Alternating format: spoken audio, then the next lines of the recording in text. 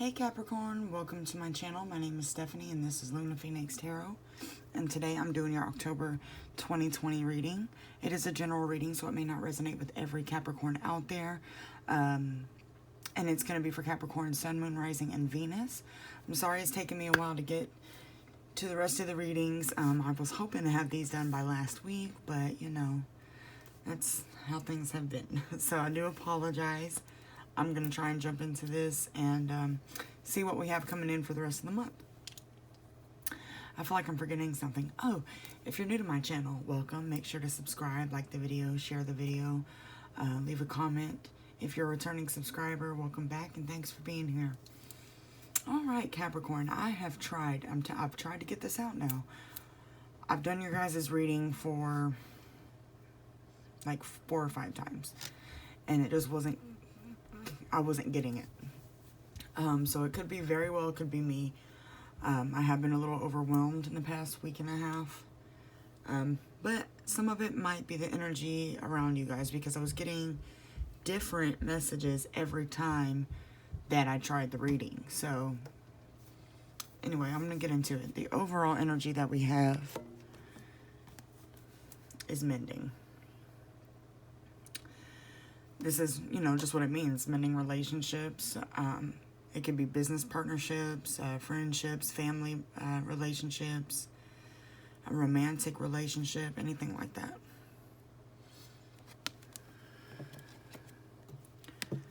And that was the overall energy. So you may be in a forgiving mood right now, kind of moving into an energy where you're letting things go. That did come out in this reading, so let's just go ahead and get into it.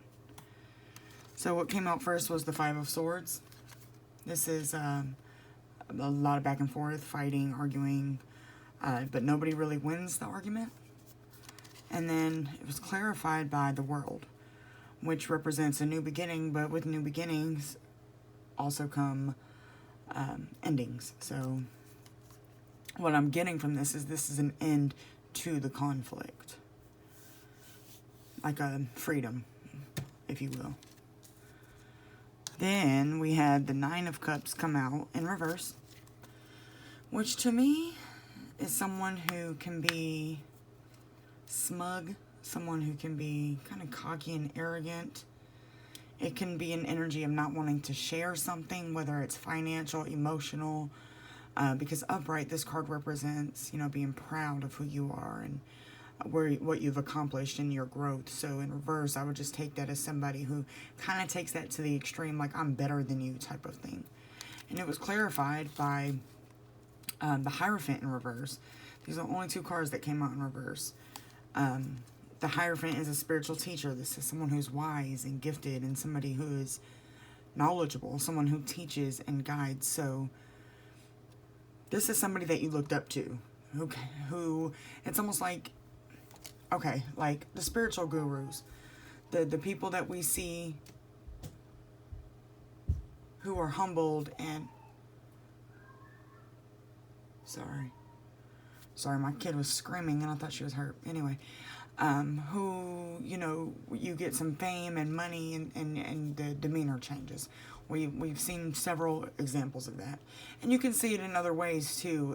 Any type of celebrity who kind of just lets things get to their head almost.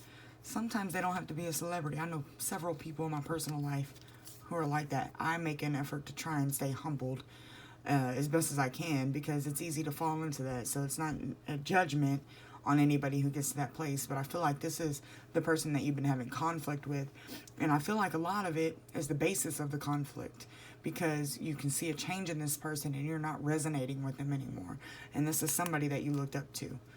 So it was clarified also by the 5 of Swords again, so it's more conflict energy, but it's very specific. There's not a whole lot of people here. We have the King of Swords and the Queen of Wands. So just that is 2 different energies completely. So I'm going to keep going here. Then we got the 6 of Wands clarified by the 8 of Pentacles. This is you moving forward to create a reality that you want. Even if that means that you have to leave people behind. If somebody's not resonating with you anymore, all that it means is that you're on different paths. So this is you recognizing that and still working to build on the path that you're going, with or without this person. Or it could be multiple people. I feel like it's one person though. Could be multiple. But then we have the King of Swords. Don't judge my table. I made a burn mark with an incense. But anyway. King of Swords. This is somebody who is very intelligent. Somebody who's very methodical. Somebody who's analytical, thinks things through. It's a big thinker. They may not be the most action-oriented king. But it's also somebody who can come off cold because they're not emotional. And it was oh, I forgot this one came out in reverse too. It was clarified by the Ten of Swords in reverse. I mean, the Eight of Swords in reverse, excuse me. The Eight of Swords is all about a mental prison. So, this could be you, or this could be the person that you've been having conflict with. I feel like it's that person. But, with the Eight of Swords in reverse, what this is telling me is that you're coming out of this trap. Nobody can keep us imprisoned except for ourselves, right? It's like once you finally figure out that you have the key to unlock your own gate, you can leave at any time. And that's kind of the depiction in this card is she's not tied to anything but herself. So it's all about recognizing your own power and recognizing that you are the one that can change your circumstances. You don't want to put too much of your own, what's the word I'm looking for here? Don't give somebody else too much credit, because for one, that creates this egotistical energy if they're not prepared to handle that. And then also too, you're putting your happiness in somebody else's hands instead of realizing that you are the key to your own success and your own happiness. So the next that came out was the Wheel of Fortune with the Ten of Wands. The Wheel of Fortune is about things moving in your favor. It also represents destiny and fate. This moment in time, whenever you're watching this, is supposed to be happening, and it's supposed to be happening this way. The Ten of Wands is about leaving burdens behind. So sometimes we have to leave people behind. I've lost a lot of friends, even before my spiritual awakenings. So it's just one of those things where you almost have to come to grips with losing things that you care about. All those tower moments that we talk about all the time, those are the moments where, you know, our foundations get rocked so that things that aren't supporting us and helping us stand up just fall away. And sometimes it doesn't mean we don't care about those things, you know. So it can be very difficult to move into the next phase of your ascension when you are letting go and losing things that you love. So it's a difficult energy, but I feel you guys coming out of it. Next was the Seven of Cups, clarified by the Page of Cups. Seven of Cups is your head in the clouds. You know, there are so many different options out here for you to take, so many different venues you could go, just new ventures available to you. But it's also a reminder that your head is in the clouds, so you have to be reminded to stay grounded and to not jump head first into anything without thinking it through, or at least letting yourself feel it out. And then the Page of Cups is kind of that same energy, that lighthearted new idea energy. This is something that excites you. This is an emotional energy. This is a passion. But it's something that you want to create. You just haven't quite figured it out yet. But at the bottom of the deck, we have the Nine of Wands, which is my Wounded Warrior card. This is somebody who, you know, has been through hell, but it's somebody who is still ready to fight some more for what they want. And that partnered up with the Queen of Wands at the bottom. That's some fiery, get shit done type of energy. So I see good things coming for you guys, at least throughout the rest of October. You're reclaiming your power, and you're going for it. I mean, dropping the conflict is going to be difficult because it's somebody you truly looked up to. But I'm not going to dwell on it. Let's get some guidance.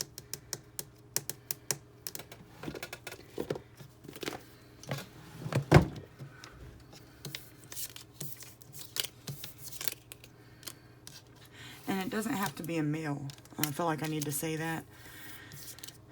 There's a lot of masculine energy. The Nine of Cups, the Hierophant, and the King of Swords. So it very well could be a male, but it's just masculine energy.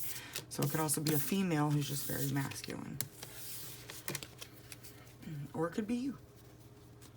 However it fits. And while I'm getting these cards out, if this is resonating, make sure to subscribe and hit the notification bell.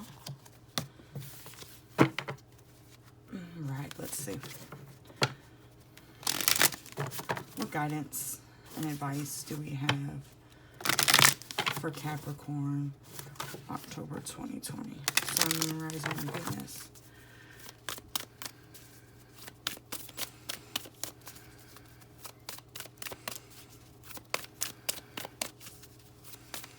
I like to shuffle until the card comes out. I feel like it's forced when I just, you know, pick one. I'd rather it come out on its own. Like that. Surrender to the divine. Make sure they're all look right. And surrender to the divine is just what it means. Surrender your fear and anxiety and your need to control everything. And understand that things happen the way that they happen for a reason. If you just keep yourself grounded and just remember that everything's working out for your greatest good, it makes the more difficult times easier to tread through.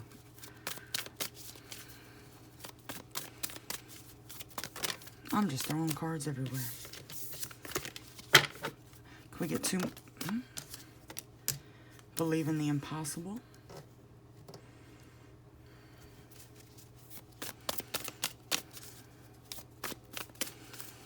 I think that goes along with the Seven of Cups. That's what I'm seeing is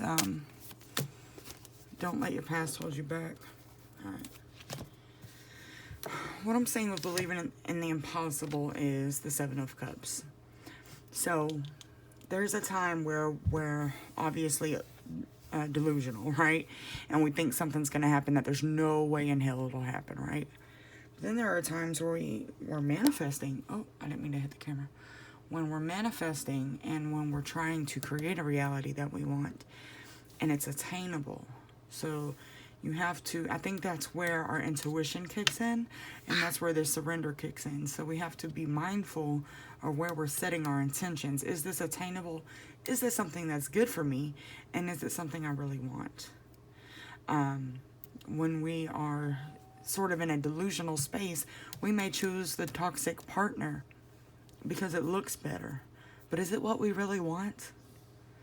Is it attainable? Is a healthy relationship attainable with somebody who makes you feel toxic, who keeps you in a toxic environment and circle? You know, those are important to kind of analyze when you're making decisions.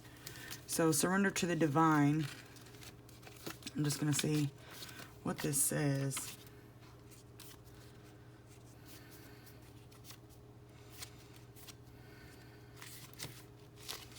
It's up here.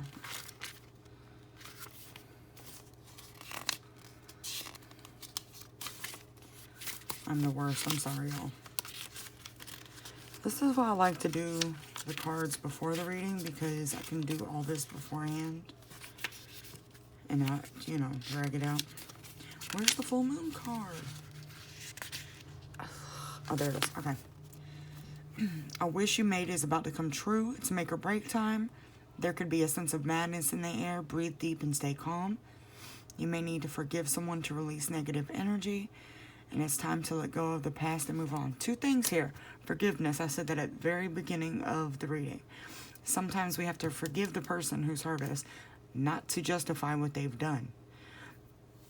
We have to forgive them for them how do I word this? For them doing what they knew at that level of frequency.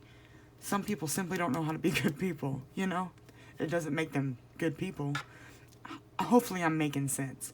But basically, you're not freeing somebody of what they've done to you. You're freeing yourself from the burden of carrying what they've done to you, if that makes sense.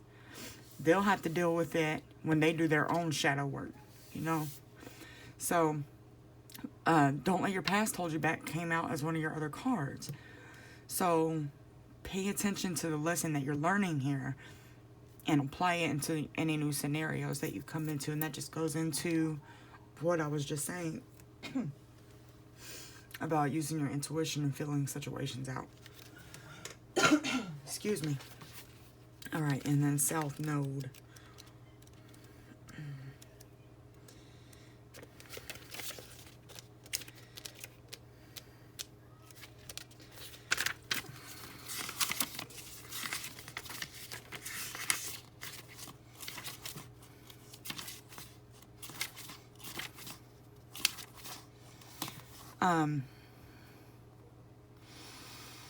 A relationship is karmic and has played out across many lifetimes. And I was just looking at this karma candle. I did it again. Jeez. I'm sorry. I was just looking at this candle a minute ago as I was talking. And it was standing out to me. So this could be the end of a karmic cycle that you just went through. Again, a lesson that you have to learn. Alright. Your attraction to someone may be verging on the obsessive. And that can go either way, or it may not apply. If you're attracted to somebody, it could be in a non-romantic way too. And it could be go back to what I was saying earlier about putting someone on a pedestal who may be like a mentor to you and giving them this immense amount of power through your recognition and admiration. Sorry for this fly that keeps flying around. And just because you can do something doesn't mean you should. Again, moving into a karmic situation that you know is not good for you, versus kind of eating the pain first and dealing with it and saying, you know what, that's not best for me. And carrying on. And then collecting the benefit of not taking that later on down the road. Excuse me, my throat is drying up. Goodness. So anyway, I'm going to leave that with you guys. I hope it resonates. If it does, make sure to subscribe. Hit the like button again. Share the video. And I will see you guys soon. Take care. Bye.